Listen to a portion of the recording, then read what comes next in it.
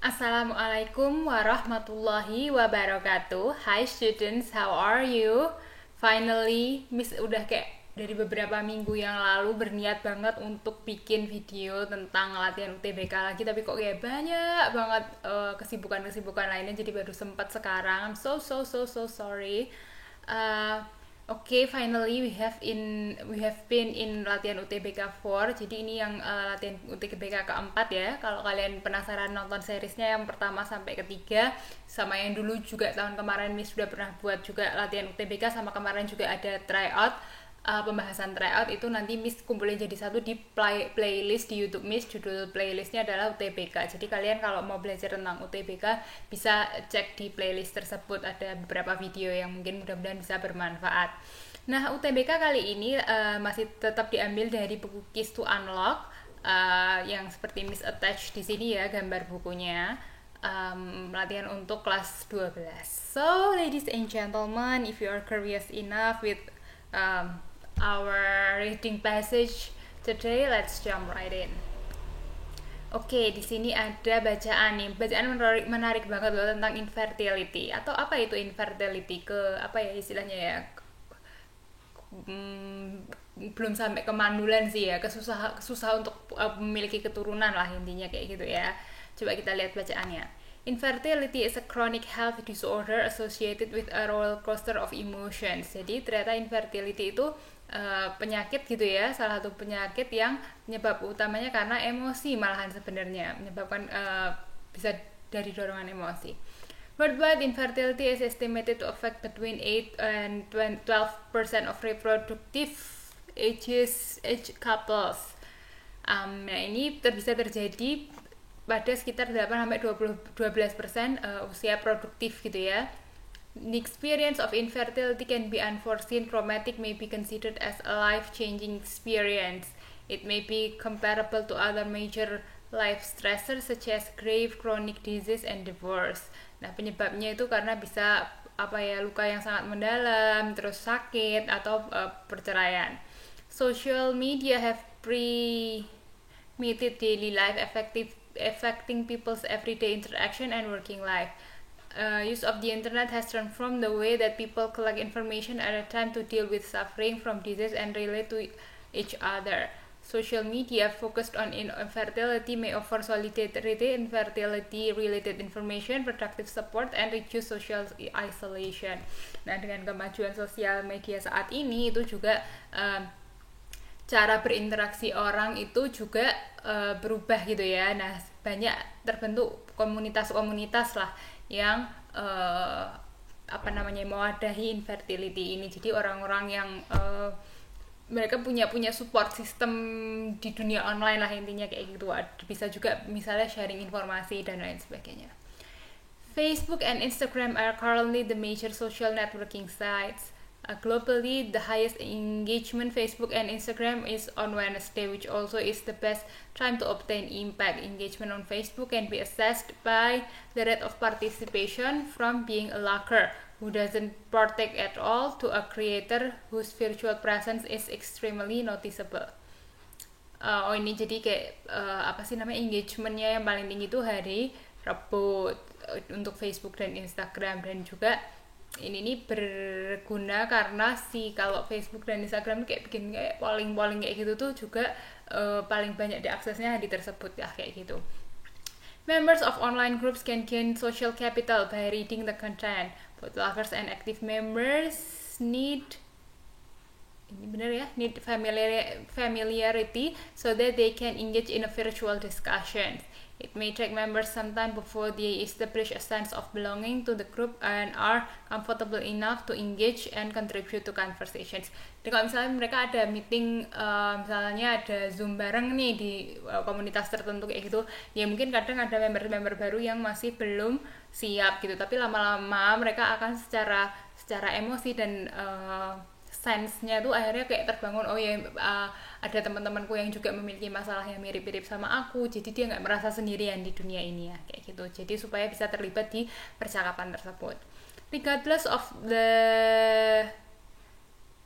Because of the recognized extensive use of internet, relatively little is known about how social media focusing on infertility is used. Gather insight and depth through listening to women is therefore relevant to further our understanding of this important topic. Nah, butuh ya ngomong secara mendalam lah, terutama kepada perempuan. Karena kayak misal gini gimana ya jelasin ya, kalau perempuan tuh kan emang dia lebih mau curhat yang gitu-gitulah. Nah itu kita bisa lebih mendengarkan permasalahan mereka. 7 women participated in the study. They were recruited via various social media focusing on infertility. Of all participants were from different parts of Sweden. Jadi ada 7 perempuan diteliti lah intinya mereka dalam suatu penelitian yang tentang infertility. Terus mereka dari kota-kota yang berbeda dari Swedia gitu ya. 7 semi-structured telephone interviews were conducted between June 2020 and November 2020 by the first author. Due to the COVID-19 pandemic, it became necessary to conduct interviews by telephone. The original project design called for face-to-face interviews. Prior to the interviews, the participants were informed about the research goals and methods, their rights as informant, and that the interviews would be audio recorded. Oke, jadi ini mereka sistem penelitiannya adalah dengan cara interview. Nah, tapi karena ada COVID waktu itu, jadi interviewnya pakai telepon lah intinya kayak gitu. The interview schedule included questions that were in line with the aim of the study and began by asking participants to describe their experiences of using social media focusing on infertility. Nah, ini interviewnya adalah tanya tentang pengalaman mereka menggunakan sosial media yang tadi ada di komunitas yang infertility kayak gitu. Further, the open-ended question covered various aspects of usage such as motivation for involvement. What-ended question covered various what advantages and disadvantages the women experience, how they choose forums to be active in, and their views about the trustworthiness of online information. Nah, pertanyaannya seputar kayak motivasinya join grup tersebut apa, keuntungannya, kekurangannya apa gitu, kenapa kamu milih grupnya yang ini bukan yang lain, terus bisa dipercaya nggak sih, dan lain sebagainya. Care was taken to ensure that all research questions were addressed in each interview. Nah, ini pertanyaannya juga diperhatikan yang gimana tetap bisa menggali informasi tapi nggak yang menyinggung kayak gitulah intinya. Data analysis revealed that the women considered there to be a range of significant benefits from their online experiences, which appeared to aid their ability to cope with challenges surrounding the diagnosis and treatment of infertility. Karena yaitu mereka akhirnya jadi tidak merasa sendirian. Online social media focusing on infertility was described by the women as a breathing space in which they could receive support and gain access to vital information regarding infertility evaluation and treatment, as has been evidenced earlier by Malik and Kulshan 2008.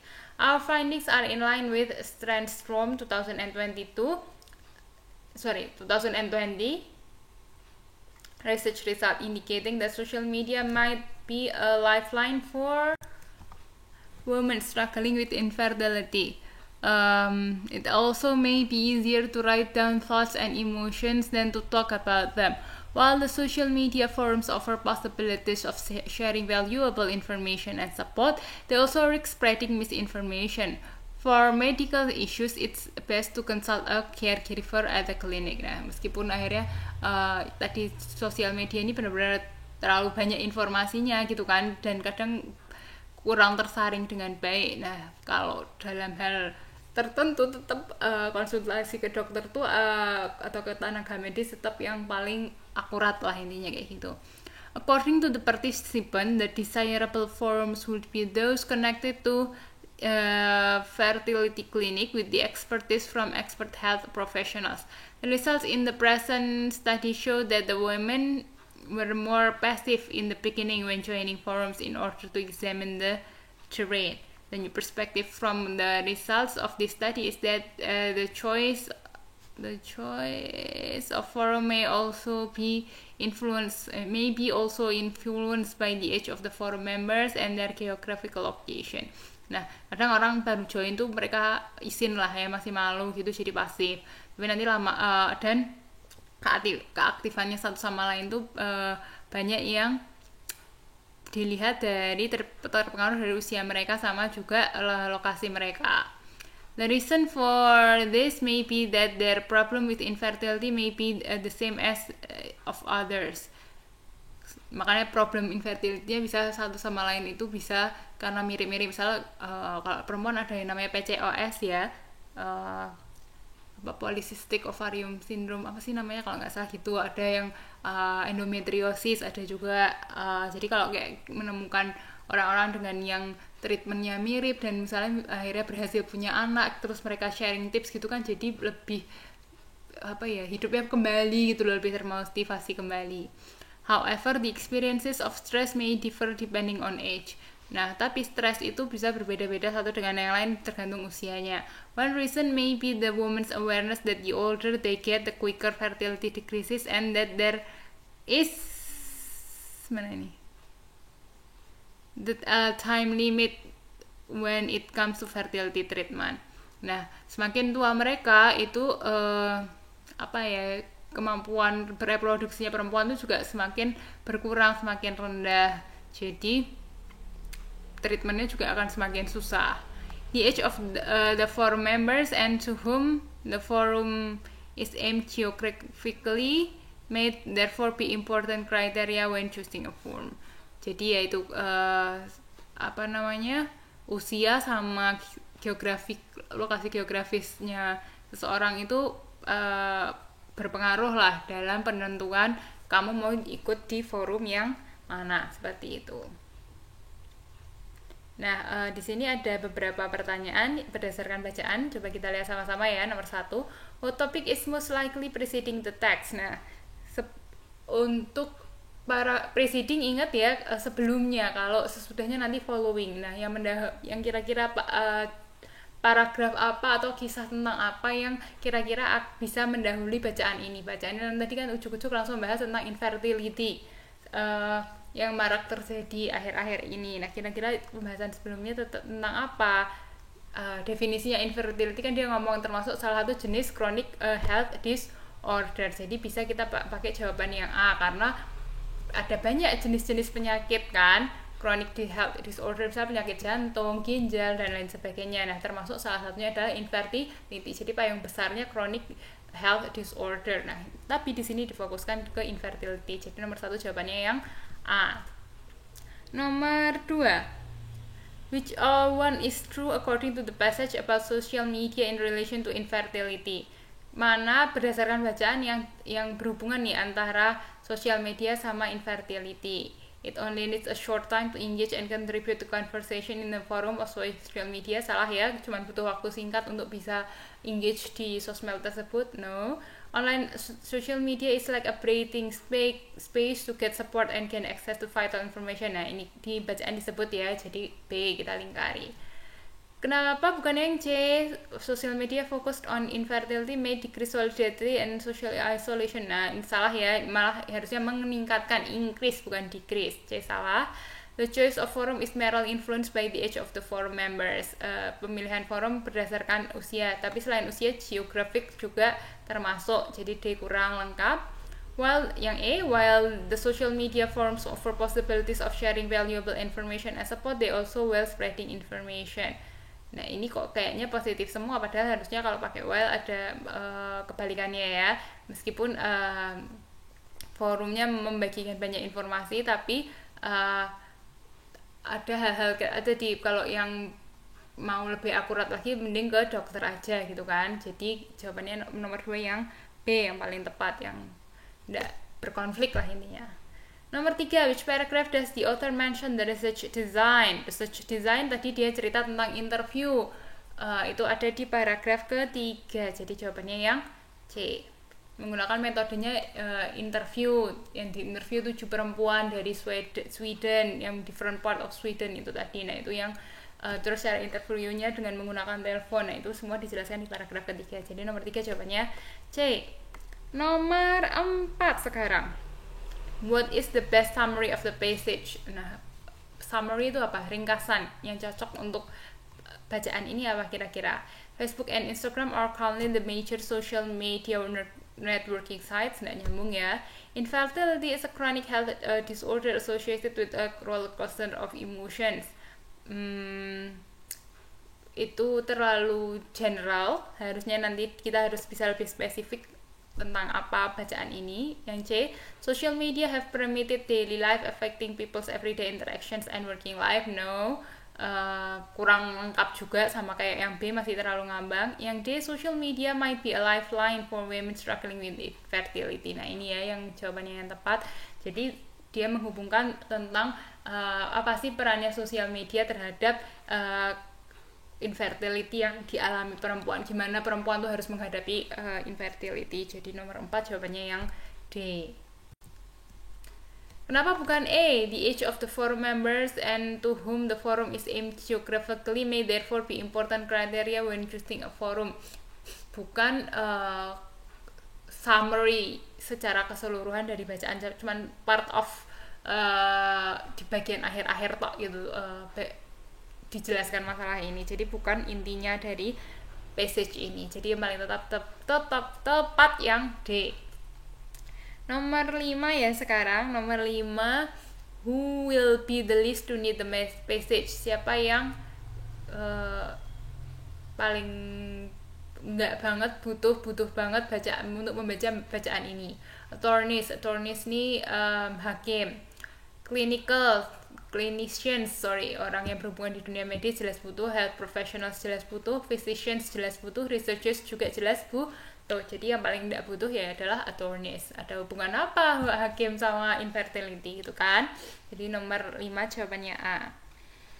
Lanjut nomor 6, ya kebacaan kedua ya, ini untuk menjawab soal nomor 6 sampai 10. Microsoft Corp is pulling the plug on its once omnipresent browser Internet Explorer next year as it prepares to battle market leader Chrome using its newer Edge browser. Ya ampun, siapa di sini yang sudah pakai Microsoft Edge? Dulu zamannya Miss, ya Allah, benar-benar kayak pakainya Internet Explorer, abis itu ganti Mozilla, Opera, Google Chrome. Dan yang paling hit sampai sekarang masih Chrome ya di sini berdasarkan bacaannya. Tapi Microsoft nggak mau kalah, dia akhirnya mengeluarkan Microsoft Edge. Miss juga punya sih Microsoft Edge. Launched in 1995, Internet Explorer became the dominant browser for over a decade as it was bundled with Microsoft's Windows operating system that came pre-installed in billions of computers.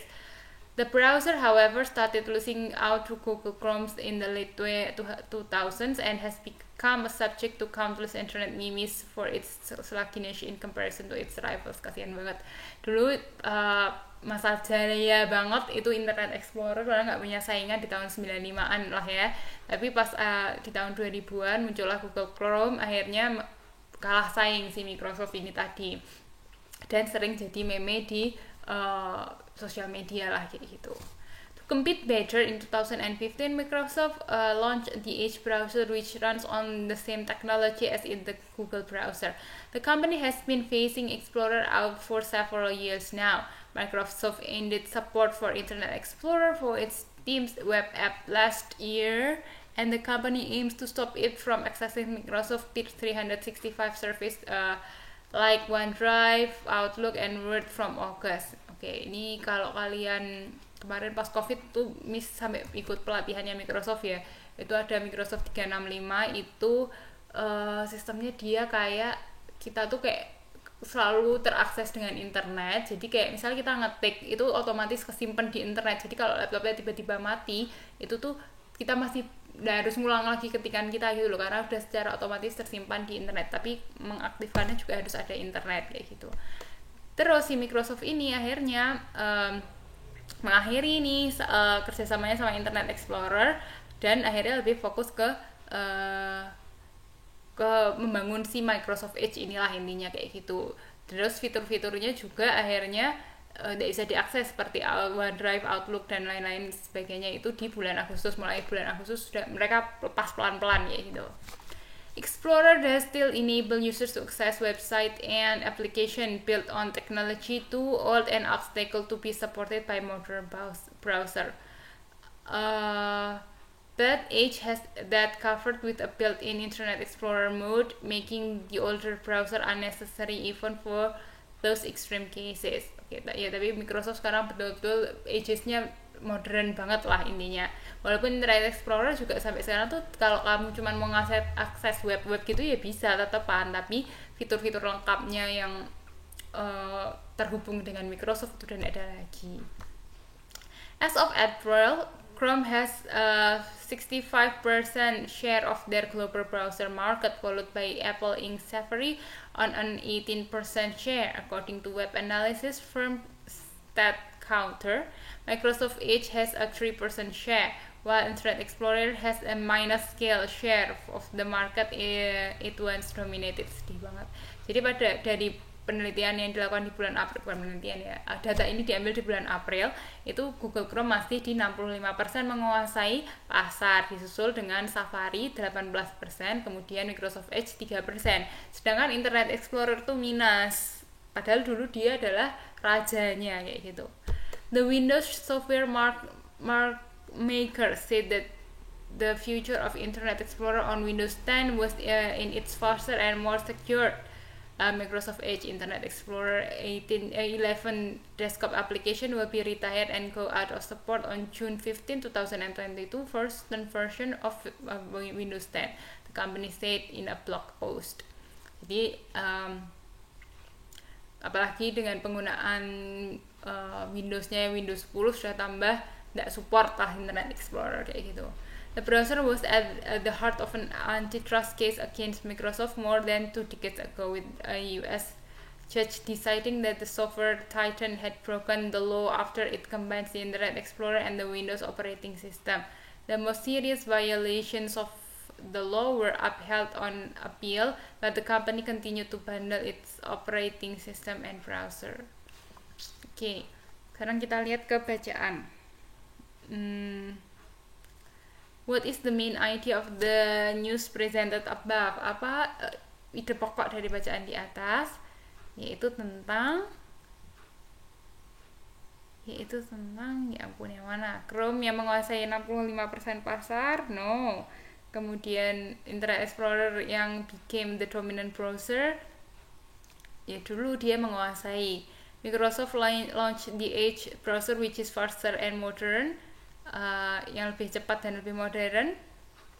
Tanda tanya ya. The most serious violation of the law, ini cuma di bacaan bawah. Chrome has become a subject of countless internet memes. Salah ya, yang jadi objek countless memes itu yang Internet Explorer. Jadi yang paling tepat sebenarnya yang B, karena dia pakai became ya, karena dulunya Internet Explorer itu menguasai pasar. Kenapa bukan yang C?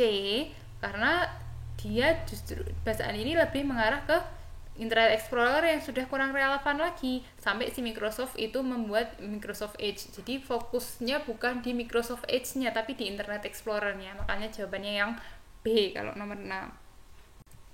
7. Which of the following best restate the stances the Windows software maker said that the future of Internet Explorer on Windows 10 was in its faster and more secure Microsoft Edge? In paragraph 3, maksudnya apa dari kata-kata kalimat tersebut? Yang paling tepat adalah D. Windows 10 depends on its continuity on the Edge browser to its rapidity.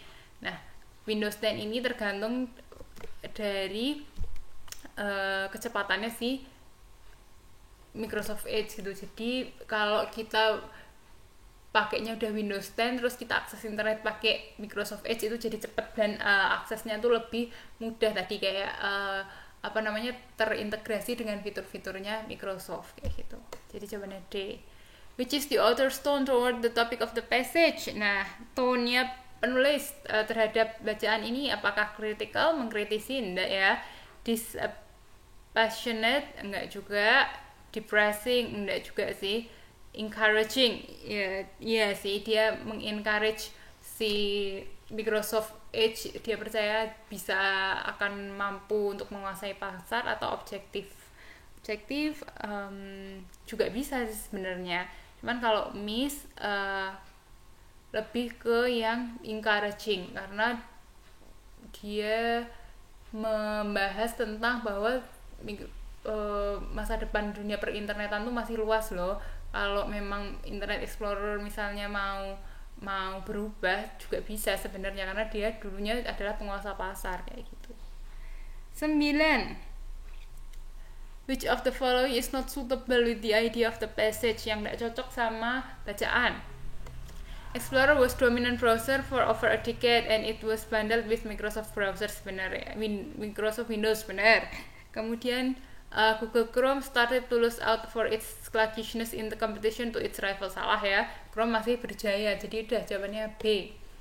What is meant by absolute in paragraph 2? Artinya absolute apa? Yaitu artinya adalah A, antiquated. Kemudian nih ada bacaan berikutnya, the so-called blood moon. Nih kalau kalian nonton Twilight kayaknya ada series yang Blood Moon nggak sih? Apa film apa ya yang ada Blood Moon ya, kok miss lupa. Blood Moon, iya ada kok kayaknya film judulnya Blood Moon. Apa sih Blood Moon ini? Nah ini dari sisi ilmiah ya kita lihat ya. The so-called blood moon when it turns a deep red was visible at different times in Australia, Africa, Asia, Europe, and South America, and Saturday when the sun, earth, and moon lined up perfectly, casting Earth's shadow in the moon. The total eclipse lasted 1 hour, 42 minutes, and 57 seconds. Oke, jadi ini terjadinya gerhana total yang berlangsung dan bisa kelihatan di beberapa lokasi dari Australia, Afrika, Asia, Eropa, dan juga Amerika Selatan. Terjadinya di hari Sabtu. Gimana kok bisa terjadinya gerhana ini? Kalau matahari, bumi, dan bulan berada di satu garis lurus. Terus gerhana bulan total ini berlangsung selama 1 jam 42 menit 57 detik. Though a partial eclipse preceded and followed it, meaning the moon spent a total of 3 hours and 54 minutes in the Earth's umbral shadow, according to NASA. A total lunar eclipse occurs when the Earth's shadows move across the moon, blocking out light from the sun. Jadi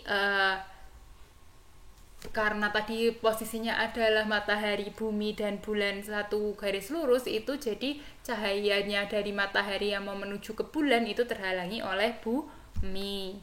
Kemudian Perry Flahos, president of the Astronomical Society of Victoria, said the eclipse offers a chance for reflection. What it actually shows is the solar system in action, and it gives you a bit of a better perspective of your own place in the scheme of things in the universe, he said. Ya, ini poinnya keajaiban alam lah intinya. Astrophysics at the Australian National University Pat Trucker said a total lunar eclipse was something even expert got excited about. Jadi orang-orang tuh yang para ahli pun juga astronom tuh senang banget sama adanya gerhana bulan total. Kenapa? The moon passes into the Earth's shadow, and that red color really is the atmosphere of our Earth covering the light to bed. So you are actually seeing the sunrise and sunset of the Earth simultaneously. Jadi kayak benar-benar warnanya tuh berubah, langit itu berubah jadi merah. Itu tuh perpaduan benar-benar kayak itu ya, saat terbit dan saat tenggelam itu kayak seperti seolah-olah terjadi bersamaan kayak gitu. In addition, Andrew Fabian, professor of astronomy at the University of Cambridge, explained how the moon took on the red hue. It's called a blood moon because the light from the sun goes through the Earth's atmosphere on its way to the moon. Kenapa kok disebut blood moon? Karena tadi hue tuh apa ya, kesan warna merahnya. Nah itu tuh yang harusnya cahayanya dari matahari tadi keblok sama bumi itu tadi akhirnya mantulnya ini tadi berubah jadi warnanya merah. Jadi kayak bumi ini warnanya jadi merah gitu loh. And the Earth's atmosphere turned in red in the same way that when the sun goes down it goes red, he said. Mars is currently traveling closer to Earth than it has since 2003, so some observers might have also seen what looked like an orange red star, but it was in fact a red planet. Jadi dan plus tambah lagi Mars itu kan planet Mars ya juga mengalami rotasi dan revolusi, dia pada saat tertentu juga semakin mendekati bumi. Nah sampai kelihatannya jadi orange red star, itu kayaknya dianggap sebagai bintang, tapi sebenarnya dia adalah red planet, yaitu Mars tuh nama lainnya adalah red planet.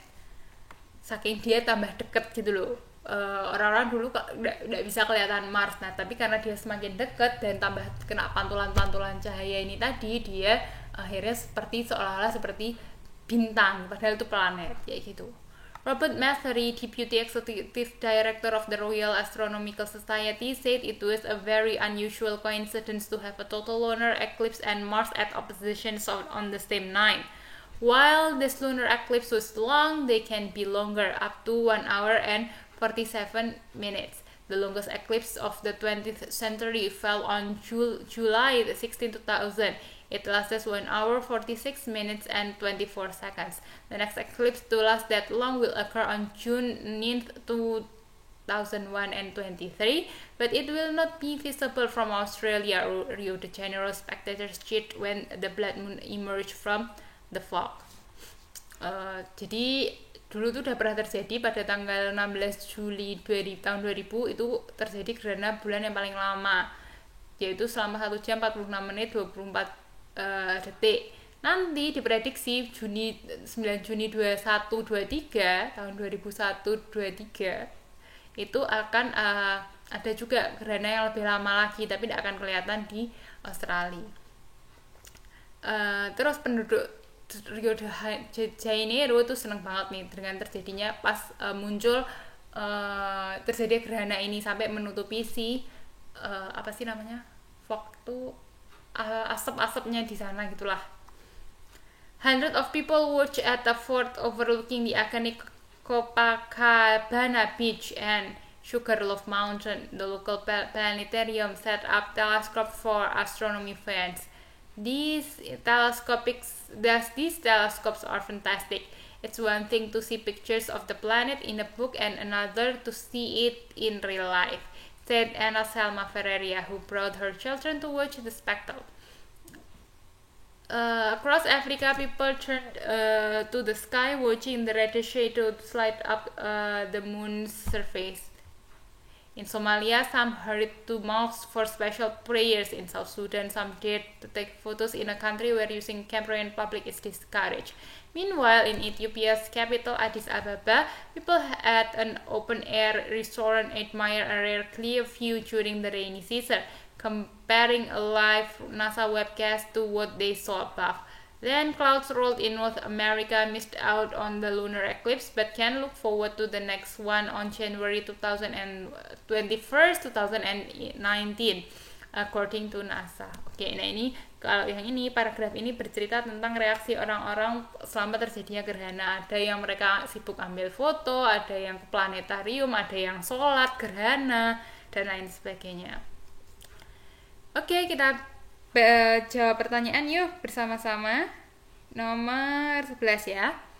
What does the passage mainly deal with? Tentang apa sih bacaan ini? Tentang a study of moon surface? No. Tentang mempelajari permukaan bulan? Tidak dibahas sama sekali. Live NASA webcast? No. A total lunar eclipse in Mars? No. How total lunar eclipse occurs? Oke, masuk akal. The movement of solar system juga enggak. Jadi D jawabannya ya. Movement itu pergerakan dari solar system, sistem tata surya, enggak dibahas kan, tapi tentang bagaimana terjadinya gerhana bulan dan apa efeknya, baik apa yang terjadi di langit dan apa reaksi sosial yang dilakukan masyarakat. Jadi jawabannya yang D. 12. What is the same idea presented in paragraph 2 and paragraph 3? Paragraf 2 dan 3 bahas apa sih yang sama, yaitu experts perspective of total lunar eclipse. Yang kalau yang tadi dia bahas dari siapa sih tadi orangnya namanya ya, yang dari University of Cambridge siapa tadi itu, dia cerita sama yang orangnya NASA itu loh tadi, tentang apa namanya, kalau ada terjadi gerhana tuh yang excited tuh gak cuman orang-orang biasa, kita dari tim para peneliti itu juga senang banget dengan terjadinya gerhana. Penasaran? Jadi ya jawabannya 12 yang A. 13. What is the author's intention in writing paragraph 4? Apa yang diinginkan oleh penulis dengan membahas paragraf 4? Jawabannya kalau Miss adalah yang B, to inform people how total lunar eclipse occur in different perspectives. Makanya orang-orang tadi kan beda-beda gitu ya menyikapi tentang terjadinya gerhana ini. How does the author organize the paragraph? Gimana sih author itu mengorganisasikan paragrafnya seperti apa? Kita pilihannya. Definition followed by examples. No. Claim is followed by issues. Enggak juga ya. A cause is followed by the effect that may happen. No. Penyebabnya sama efeknya enggak ya. Tapi lebih ke issues followed by views from some expert. Makanya kayak dia punya satu pernyataan, habis itu ada expert yang menjelaskan, pernyataan expert yang menjelaskan, ya, seperti itu. Bahkan ada kayak sampai testimoni itu dia juga jelasin siapa orang yang istilahnya ya mengklaim hal tersebut juga, yang dia punya opini A terus didukung oleh orang lain yang juga mengatakan hal serupa kayak gitu. Jadi ini jawabannya yang D. Well, nomor terakhir guys, which of the following best restate the sentence the next eclipse to last that long will occur on June 9th 2123 but it will not be visible from Australia. Apa maksudnya nih paragraf kalimat ini? Jawabannya yang C, future longest eclipse cannot be seen from Australia. Gampang banget.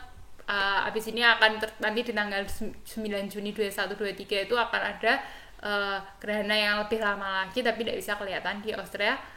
Jadi jawabannya yang C. Well, ladies and gentlemen, it's been a while of explaining 3 interesting reading passages to you guys. I hope this video is helpful. If you have any questions or you want to share something or you need motivation maybe in learning UTBK, you can share your thoughts in the comment section down below. Many of us will very much be happy to help you and read your comments, and also sometimes we'll answer it. Thank you so much for watching. See you next time, and wassalamualaikum warahmatullahi wabarakatuh. Bye.